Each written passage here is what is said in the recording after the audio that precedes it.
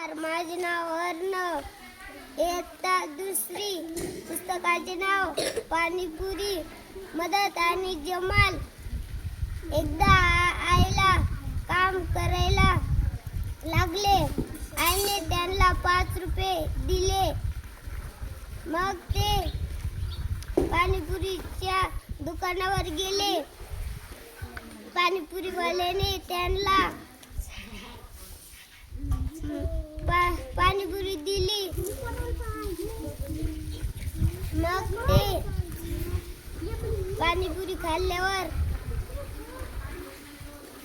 त्यांचं बिल झाला 7 रुपये. त्यांच्याकडे होते 5 रुपये.